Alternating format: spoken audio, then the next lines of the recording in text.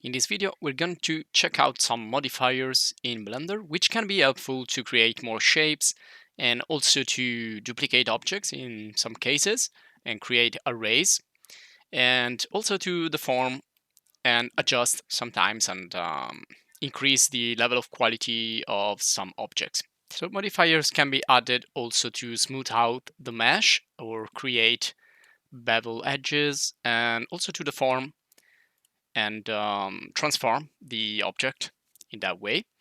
And modifiers are here in the right panel. So you need to select an object you want to modify, and then you click on this icon here, add modifier, and here you have a list of different modifiers that you can add.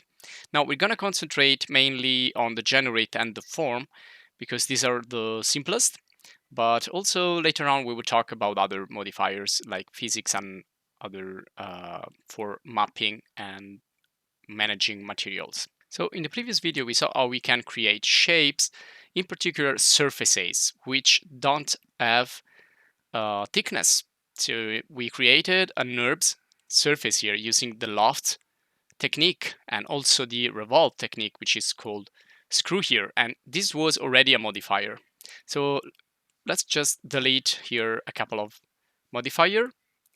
So this was the object that we created, and it didn't have thickness, so it was a simple surface revolved around an axis. And this is, well, good if you don't need to check the inside of an object, or if you are a little bit far away, well, you don't need extra polygons, you can leave it that way. But if you want to have a close-up here and you want this to look a little bit better, well, you can add another modifier, which I think is probably the best one and the most useful here, which is the Solidify. There you go. So Solidify is going to create a thickness, and this is going to make the object more realistic in just one click. And you can see that modifiers can be stacked, so you can add more modifier for a single object here. So let's, for example, add also here a deformer. So we added two generators here because we added the screw and the Solidify. And then let's add a band, simple deform. So this is kind of a bender modifier. Now, the really thing you need to be careful is how you set up the modifier once you have applied to the object. So you can see that this is going to bend in, well, this is actually twist. So if we want to bend it, there you go. Now we need to be careful always where we want to bend our object. So check the axis. Axes are always important because they're gonna change the way you're going to affect the deformation here. So you can see that, again, we can stack things one on top of the other. We can also change the position, and that's gonna create different results. So it depends on how you place these in the sequence you place them. They're gonna change the final aspect of your object. Now let's get back to Solidify, and let's increase this thickness. So you can see that I am able to play around with these values and parameters and see if, I can create something better. So always try to investigate here and explore what is going to happen. Now, even thickness is to maintain always the same thickness. Otherwise, like in some parts, it's going to be thicker, and in some other, going to be thinner.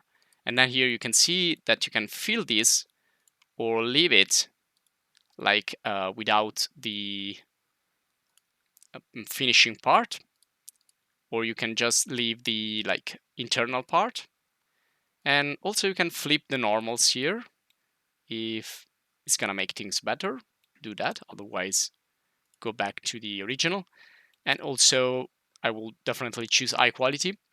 Now sometimes you have this effect here which is going to be also visible in the render, and this is because vertices are not welding here. So sometimes when you work in surfaces you don't need that, but when you are in solids you need to have all your vertices well together in order not to have separation lines like this.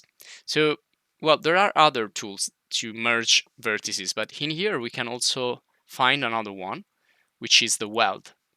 And you just need to increase here, and it's going to affect a particular threshold. So if you increase it too much, everything is going to be like smashed into few vertices. So you need to figure out the correct balance, and if you can do it, it's not always possible.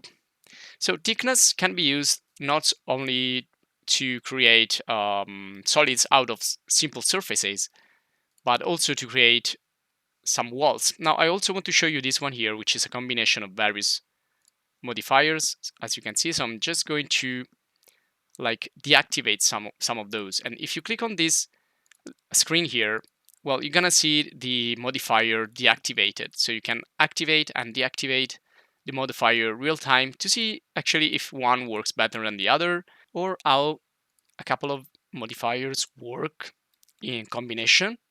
And so you can experiment. Now, I'm just gonna show you here another Solidify function. So this one here is smooth. So here we have the loft surface that we created in the previous video. So if I solidify this, again, it's going to create some thickness. And then you need to decide sometimes if you want this smoothed or not. So if you right click and do shade flat, you can see that this is gonna be flat and not shaded. So shaded is basically an effect that we apply. It's not the actual structure. This one here is the actual structure. Now we're gonna get back to this later. Just want to continue to stay on the Solidify modifier because that's another way you can also create walls.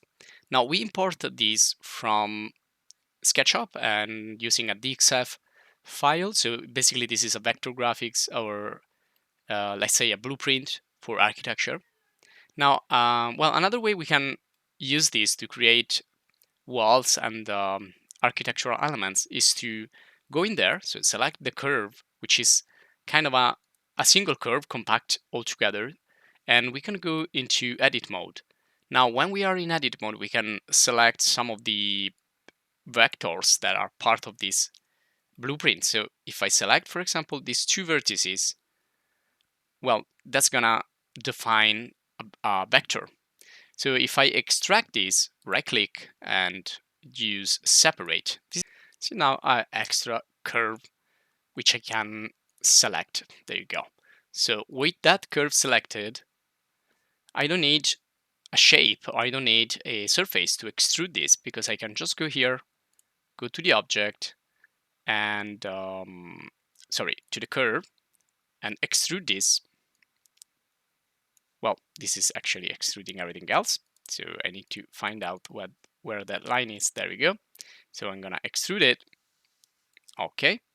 And well, let's type here 300, but this should be like 300 centimeters. So, well, I don't really know what these units are, but I can adjust that later.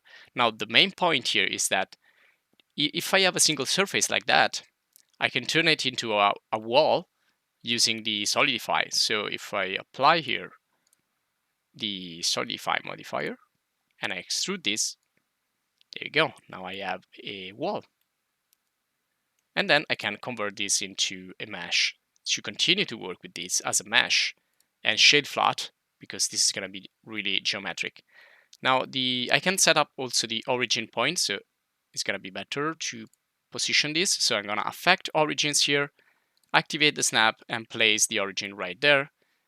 Deactivate origins, move it into position right here. So you can see how easy it is to extrude a wall. Another way we can use the Solidify, well, it's actually when we have a 2D shape again, but extruding with the Z-axis. So I'm gonna create a simple curve here. So I'm gonna use the polygon, and you can set this, like 15 sides.